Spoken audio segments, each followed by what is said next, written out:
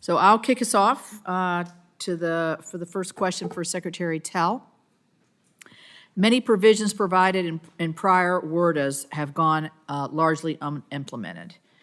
Section 1102 of WRDA 24 requires that your office develop and submit a plan to Congress on the implementation of not just WRDA 2024, but prior WRDAs. This plan must identify provisions that will require implementation guidance or appropriations. So my first question is, when can we expect the list of WRDA 2024 provisions to be finalized? Senator Capito, thank you for the question, Chairman Capito. My office, and I know General Graham's, under his leadership of the Corps of Engineers, takes very seriously the work of this committee. I'm committed to following the provisions in WRDA, following the law. This committee has expressed frustration over the speed of implementation of the laws that you have enacted. And as you point out, Chairman Capito, we owe you a plan about how to get that done. Each of these provisions is different. I believe the number in the WRDA 2024 was approximately 180 plus provisions that we are working to implement. Some of them are straightforward and easy to implement. Some of them require implementation guidance, as you point out. And we have made determinations about which are straightforward enough to implement and which require implementation guidance. And I will just say that it would be helpful to work with you to identify provisions that we can address without triggering a large interagency process. If we can get the information to you that you need to do your job, we'll be happy to work with you on doing that. So I'm asking if you have a date of when you would put your plan forward with all this implementation. My understanding is in 2024, we required you to submit to us a plan, correct? Yes, ma'am, that is correct. Do you have a date when you'll have that to us? Senator, I'm not prepared to give you a specific date today. All I can tell you is that in the Is that because it's 180 provisions and some are more complicated than others, or is it because, why is that?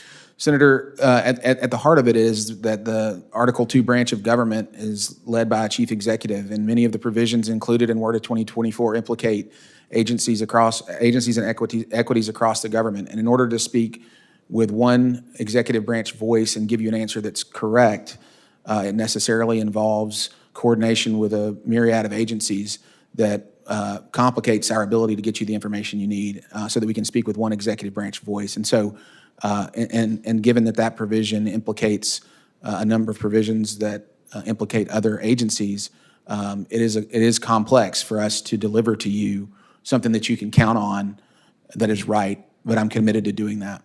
Well, that's important, I think, obviously, for us to have it included in that WRDA 2024. That plan is important to us. General Graham, on the cost overrun issues, this is just a consistently huge issue. We included several provisions intended to provide the Corps with more time and resources to better study possible solutions, the needs that might be on the front end, and you sort of mentioned this. Our intent was for the agency to then spend less time reworking project plans after they have been authorized for construction.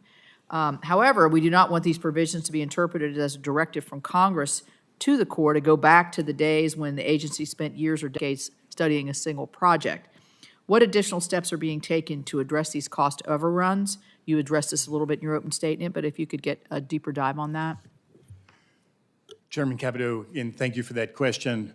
Every time we don't deliver a project on schedule, I get an email from the district engineer who explains what happened, and then we have some very pointed discussions on what was the root cause. And a vast majority of the root causes are we didn't know enough, as I spoke to in my opening statement, about the project before we asked you to authorize it.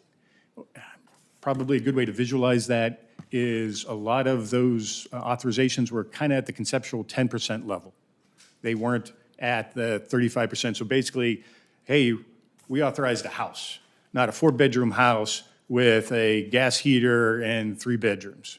And that is what is tripping us up.